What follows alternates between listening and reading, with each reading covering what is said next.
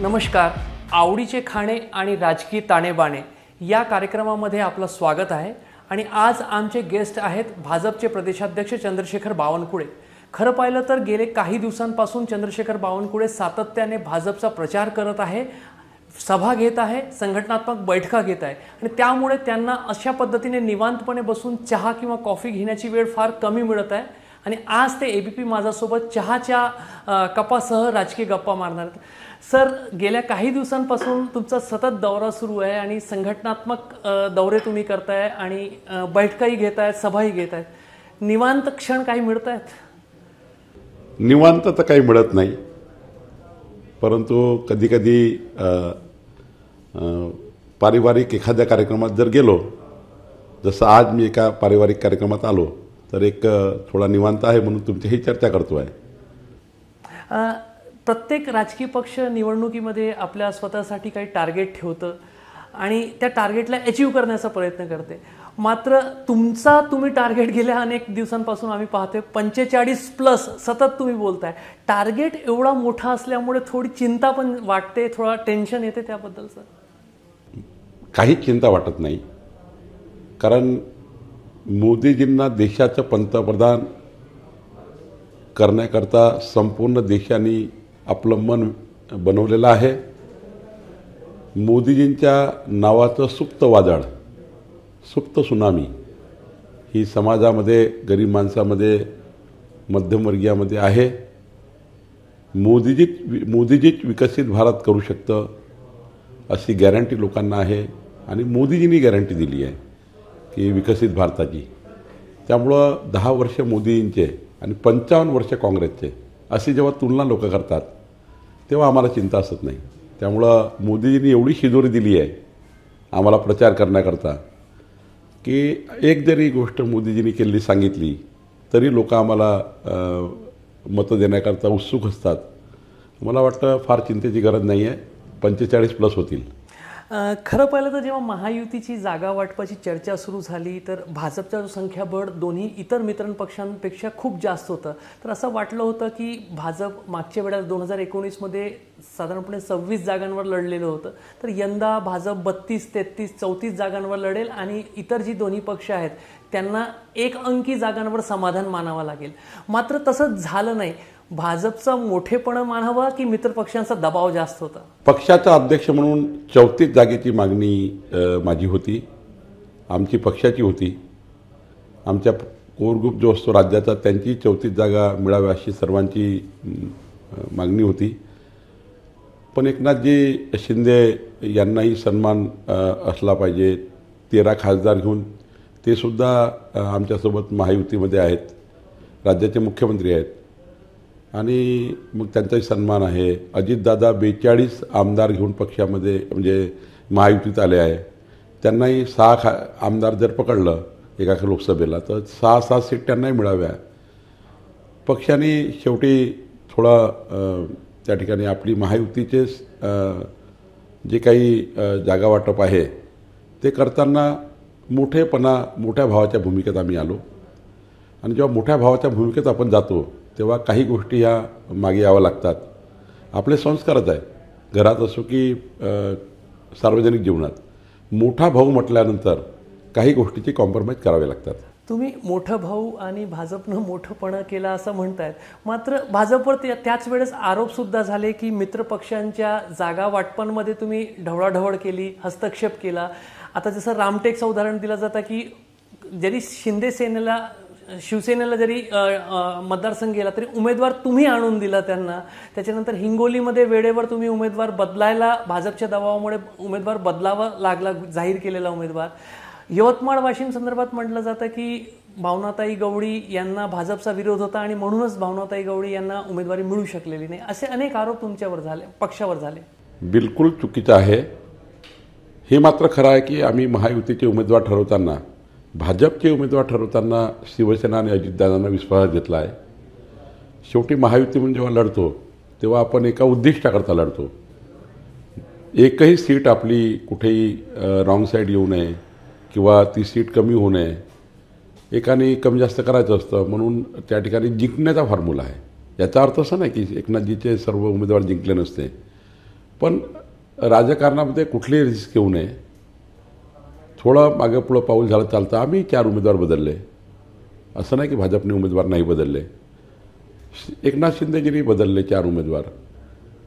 राष्ट्रवादीसुद्धा त्या ठिकाणी कॉम्प्रोमाइजच्या भूमिकेमध्ये आलेत. आणि शेवटी उमेदवारी निकष असतो निवडून यायचा.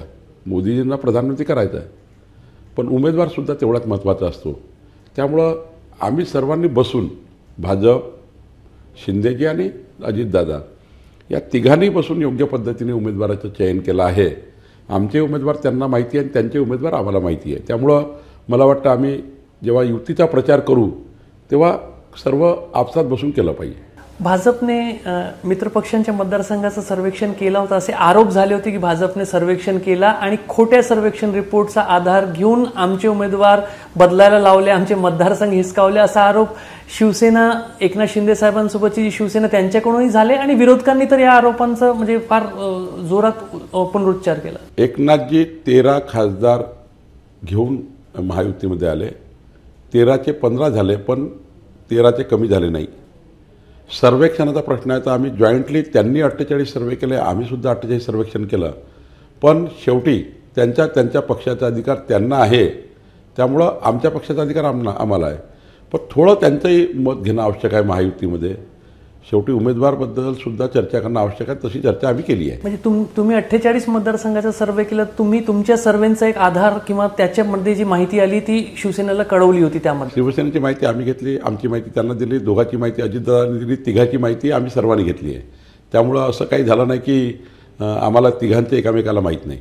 तिघांचे एकामेकाला माहिती आहे. तिघांच्या सर्वेंचा एक काही सार काढला. एकच सार आहे सर्वांचा की महायुती आणि 45+.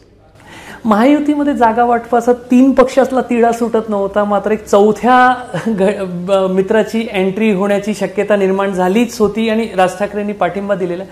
महायुतीमध्ये जास्त इच्छा कोणाची होती की मनसेनी महायुतीत यावं? भाजपची जास्त इच्छा होती की शिवसेनाची जास्त इच्छा? महायुतीचे 3ही पक्ष आणि 11 पक्षाचं आमची मत घेतलं आणि राजसाहेबाचा खऱ्या अर्थाने जे काही विचार आहे तो आमच्याशी आणि आमच्या महायुतीच्या अजेंडा जो आहे, मराठी माणसाच्या विकासाचा, महाराष्ट्र विकासाचा, देश विकासाचा, या अजेंड्याला राजसाहेबांनी साथ घातली. आम्ही त्यांना विनंती केली की राजसाहेब तुम्ही मोदीजींच्या विकसित भारताच्या संकल्पाला साथ द्या. शेवटी आमचा एकमेकाचा विचार एकत्र आला आणि मला राजसाहेबाचा आभारच मानायचा आपल्या माध्यमातून की कुठलंही त्या ठिकाणी सीट न मागता, कुठलंही त्या ठिकाणी फार दबाव तंत्र न तयार करता मोदीजींना त्यांनी साथ दिली. पुढच्या त्यांनी भूमिका जाहीर केली आहे. पण एक मोठं मन राजसाहेबांनी केलं भारताकरता, देशाकरता, महाराष्ट्राकरता. पण विधानसभेच्या वेळेला काय आता त्यांनी जागा मागितलेल्या नाही, मात्र विधानसभेच्या वेळेला एक आणखी चौथा पक्ष जेव्हा येईल तर महायुतीमध्ये 288 जागांसंदर्भात खूप गर्दी वाढणार नाही? नाही, गर्दी विकसित भारताकरता, विकसित महाराष्ट्राकरता आहे. आणि वेगवेगळ्या एका विचाराचे लोक, जर 4 लोक आम्ही बसलो किंवा 10 लोक बसलो आणि त्यांना एखादी कॉम्प्रोमाइजिंगच्या भूमिकेत आम्ही आलो तरी काय फरक पडतो आहे? मोठ्या भावाच्या भूमिकेत जेव्हा आपण जातो तेव्हा कॉम्प्रोमाइज भूमिकेत यावं लागतं. त्यामुळे 1-2 सीट इकडं तिकडं झाल्या तर भाजपला फार फरक पडत नाही. गेल्या काही दिवसांपासून असा आरोप होता आणि खास करून प्रकाश आंबेडकर सातत्याने हे आरोप करत आहे की भाजप आणि काँग्रेसच्या काही नेत्यांनी लोकसभा निवडणूक फिक्स केली, काही मतदारसंघांमध्ये फिक्सिंग झालेली आहे आणि मग ते 1-2 उदाहरण देतात. काही विविध मतदारसंघांमध्ये काँग्रेसने उमेदवार निवडताना कशा पद्धतीने चुका केल्या किंवा जाणून बुजून चुका केल्या. फिक्सिंग खरोखर होते राजकारणात अशी? असं कधीच होत नाही. शेवटी प्रकाश आंबेडकरजी महाविकास आघाडीमध्ये त्यांचं सुरू होतं, त्यांचं फिसकटलं. तर ज्या कारणाने त्यांचं फिसकटलं, कारण हे तर सत्य आहे की बाबासाहेब आंबेडकर, महामानव डॉक्टर बाबासाहेब आंबेडकरला मुंबईत असो, भंडाऱ्यात असो काँग्रेसने पराभव केला. म्हणजे एकीकडे महामानव बाबासाहेबाचं नाव घ्यायचं, मतं मागायची आहे आणि दुसरीकडे त्यांचा पराभव करायचा. आणि हे बघा की प्रकाश आंबेडकरजीलाही काँग्रेसने कधी वर येऊ दिलं नाही. जेव्हा जेव्हा प्रकाश आंबेडकरजी जिंकण्याच्या भूमिकेत आले तेव्हा काँग्रेसने घात केला. आताही त्यांनी असंच केलं की महाविकास आघाडीला खूप वेळा बोलवलं, नंतर त्यांना डावललं. त्यामुळं त्यांना जे काही वाटतं, काँग्रेसने ज्या काही चुका केल्या त्या त्यांनी चुका केल्या की काँग्रेसने जे काही प्रकाश आंबेडकरजींना धोका दिला. आम्ही नाही धोका दिला, आमच्याकडे ते कधी आलेच नाही. त्यामुळं त्यांना असं वाटतं की काँग्रेसनी भाजपसोबत काही कॉम्प्रोमाइज केलं आहे, पण भाजप आणि काँग्रेस कधीच एक होऊ शकत नाही किंवा कॉम्प्रोमाइज करू शकत नाही. त्यांचे विचार वेगळे आहे, आमचे विचार वेगळे आहे. ते कधीच आमच्या विचाराशी जोडू शकत नाही. त्यामुळं आम्ही कधी कॉम्प्रोमाइजच्या भूमिकेत येऊ शकत नाही. प्रकाश आंबेडकरजीला मात्र काँग्रेसने धोका दिला. तुम्ही पक्षाध्यक्ष आहे म्हणून तुम्हाला हा प्रश्न विचारतोय की म्हणजे आता तुम्ही फार बूथवर फार जोर देत आहात. 2014मध्ये भाजपने देशात अनेक निवडणुका जिंकल्या, तेव्हा असं म्हटलं गेलं की भाजपचा बूथ मॅनेजमेंट खूप पक्का होता, मजबूत होता. त्याच्यानंतर भाजपने सोशल मीडियावर खूप धडाडीने काम केलं. जेव्हा विरोधक तुमचं बूथ मॅनेजमेंट पाहून बूथ मॅनेजमेंट करायला लागले तर तुम्ही सोशल मीडियावर गेले. जेव्हा विरोधक आता सोशल मीडियावर आले तर तुम्ही परत बूथ मॅनेजमेंटवर आलेले आहे. ही रणनीती काय आहे? मोदीजींनी स्पष्टपणे कार्यकर्त्यांना आणि आमच्या टीमला सांगितलं आहे की लोकसभेची निवडणूक बूथवर लढायची आहे आणि बूथ जिंकायचाच आहे 51% मतं घेऊन. त्याकरता आम्ही तयारी केली आहे. राज्याच्या 97,100 बूथवर 33,329 आमचे वॉरियर्स हे प्रत्येक बूथ जिंकण्याकरता मागच्या 12 महिन्यापासून निघालेले आहेत आणि मला विश्वास आहे की महाराष्ट्रातला प्रत्येक बूथ आम्ही जिंकू, 51% मतं घेऊन जिंकू.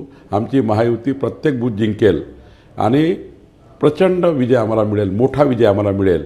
त्यामुळे आत्ताची आमची लढाई ही बूथवर आहे, बूथ मॅनेजमेंटवर आहे. सुपर वॉरियर आहेत आमचे, ते बूथ मॅनेजमेंट करतायत. साधारणपणे आम्ही पत्रकार म्हणून असा प्रश्न विचारतो की तुम्ही किती जागा जिंकणार, तर नेते म्हणतात आम्ही जास्तीत जास्त जागा जिंकू. मी विपरीत पद्धतीने प्रश्न विचारतो, महाराष्ट्रातल्या 48 जागांपैकी कोणत्या जागा तुम्हाला सध्या आव्हानात्मक वाटतात, कठीण वाटतात? एकही वाटत नाही. 48 जिंकू असं वाटतं. बट काही अतिशोक्ती होऊ नये, अति आत्मविश्वास आम्हाला या ठिकाणी आमचा घमंड नाही. आम्हाला ते घमंडी आहेत ते लोक इंडिया आघाडीवाले. आम्हाला आत्मविश्वास आहे, विश्वास आहे. असे अनेक विषय आहेत की जे मोदीजींच्या जीवनाशी निगडीत त्यांनी केलेले कामं आहेत. त्यामुळं मला वाटतं की आमच्याकडे खूप मोठी शिदोरी आहे. ती शिदोरी आम्ही घेऊन जाऊ आणि 100% जिंकू. आम्हाला कुठेही प्रॉब्लेम वाटत नाही. महायुती म्हणून तुम्ही निवडणूक लढवत आहेत. महायुतीमध्ये गेले अनेक दशकं एक जो मित्रपक्ष शिवसेना होता तो सध्या तुमच्यासोबत एक वेगळ्या स्वरूपामध्ये सध्या शिवसेना आहे. मात्र कदाचित पहिली निवडणूक ही असेल की ठाकरे ब्रँड आणि मातोश्री हे तुमच्यासोबत भाजपसोबत या निवडणुकीमध्ये नाही आहे. ती उणीव आहे की कसं पाहतात? मोदीजींचा फोटो लावून मागच्या वेळी 18 खासदार निवडून आले उद्धव ठाकरेंचे. माझा चॅलेंज आहे तुमच्या माध्यमातून, त्यांनी 18 निवडून आणून दाखवावे. महाविकास आघाडीसोबत 18 निवडून आणून दाखवावे. मोदींचा फोटो नाही आहे. आता 18 खासदार उद्धव ठाकरे निवडून आणावे. चॅलेंज आहे आमचं. माझा अखेरचा प्रश्न, लोकसभा निवडणुकीनंतर विधानसभेच्या निवडणुकी होतील. भाजपचे प्रदेशाध्यक्ष म्हणून तुम्हाला महायुतीचं सरकार येईल का असं वाटते का, आणि आला तर मुख्यमंत्री कोण व्हावं असं वाटतंय? 200+ जागा महायुतीच्या निवडून येतीलच 200+. आणि राहिला मुख्यमंत्री पदाचा प्रश्न, तर आमचं केंद्रीय नेतृत्व, राज्यातले 3ही नेते हे बसून योग्य निर्णय करतील, महाराष्ट्राच्या हिताचा निर्णय करतील आणि या महाराष्ट्राला देशात क्रमांक 1चं राज्य व्हावं, विकसित राज्य व्हावं, याकरता योग्य निर्णय होईल. चंद्रशेखर बावनकुळे विधान परिषदेत आमदार आहेत, ते विधानसभेमध्ये जातील 2024च्या विधानसभा निवडणुकीत? हे सुद्धा आमच्या पक्षामध्ये राज्य पार्लमेंटरी बोर्ड ठरवत नाही, केंद्रीय पार्लमेंटरी बोर्ड ठरवतं. केंद्रीय पार्लमेंटरी बोर्ड जो निर्णय घेईल तो पक्षाला लागू असतो. त्यामुळं आपल्या प्रत्येक कार्यकर्त्याला तो लागू करावा लागतो. काय उद्या होईल हे मला माहिती नाही, पण त्या ठिकाणी राज्यामध्ये 200+ जागा आम्ही जिंकू. आमच्याशी संवाद साधल्याबद्दल खूप खूप धन्यवाद. कॅमेरामॅन अतुल हिरडेसह रजत वसिष्ठ, ABP माझा, नागपूर.